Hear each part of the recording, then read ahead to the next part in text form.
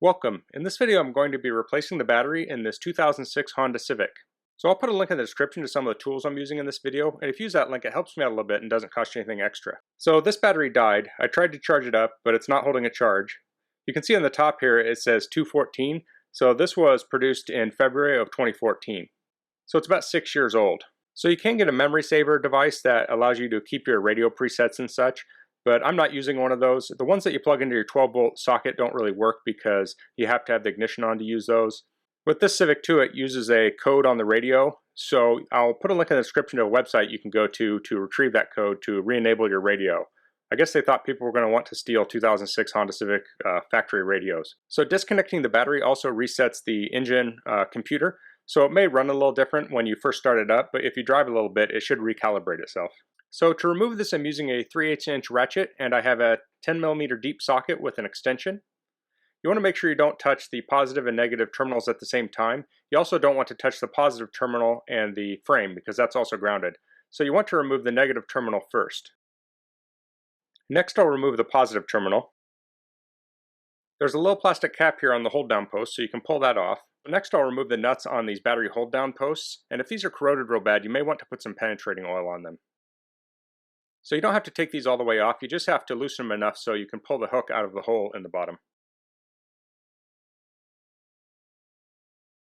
Okay, I have the hold down out now, so if this is corroded really bad, you could use a wire brush to clean this and you could repaint it. I'll spray this with some corrosion protection when I put it back in. If yours is in really bad shape, you can get a brand new one at an auto parts store pretty cheap. So next I'll pull off this plastic shield. Now I'll pull the battery out.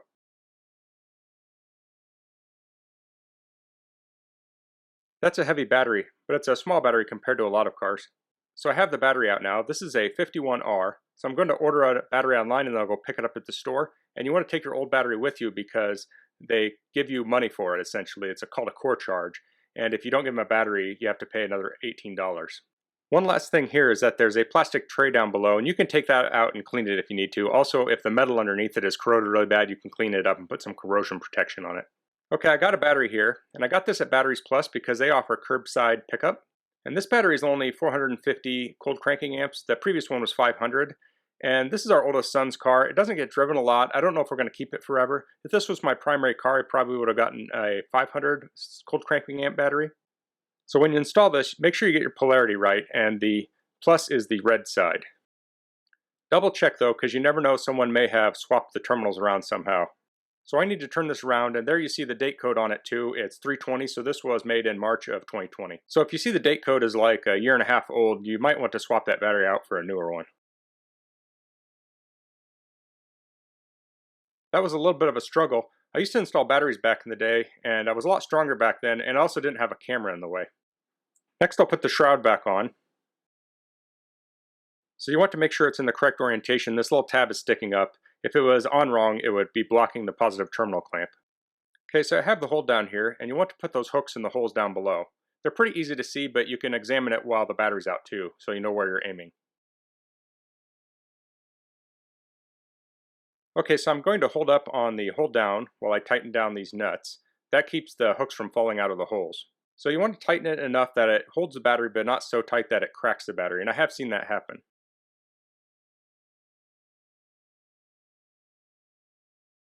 Okay, that's good. Okay, I'm going to remove the cap on the negative side. Some batteries will have a positive and a negative terminal cap. I've seen pictures online where they'll show someone put the clamp on while the cap was on and it wasn't connecting the terminal. I don't know if that's real or not, but don't do that. So next I'm going to clean the terminals with the brush on the inside of this tool, and I'll have a link below to this. And now I'll use the other brush to clean the inside of the terminals.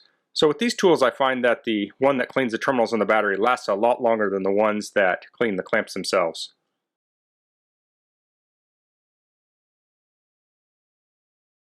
As I was struggling through this, I remembered I have a newer brush, so I went and got it. It'll clean a little bit better. If you have corrosion on your battery terminals, you can clean it with baking soda and water, and if they're in really bad shape, you can replace them. Also, if the wires themselves are damaged or corroded, you can replace those too. Okay, so now I'm going to put the terminals back on. You want to start with the positive. You want to press it all the way down on the terminal post, and you may need to loosen the nut up a little bit to do that. And then you can tighten that nut. You want to make sure you're not bridging your tool with between the positive and negative, and I don't even like to touch the frame because I don't want to get in the practice of doing that.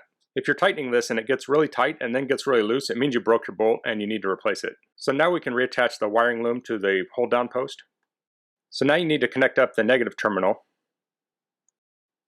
Okay, so that's not sliding on very well. It's kind of hard to see here. I'll move this. So I want to loosen up this nut so I can slide it down a little further. So you really don't want to hammer down on this. I'm tapping it a little bit with the end of the wrench. It's probably better to open the clamp up, but I'm just tapping it very lightly. So the last thing I did was to put some corrosion protection spray on the battery, and I'll put a link in the description to this. This keeps it from corroding, so I sprayed some on the hold downs down below too. And I'll just spray it on both terminals. It's almost like spray paint. Make sure you get all the metal surfaces so they don't corrode. You can also use corrosion protection rings, but if you use those, I would still use the spray. And here I'm getting the post too.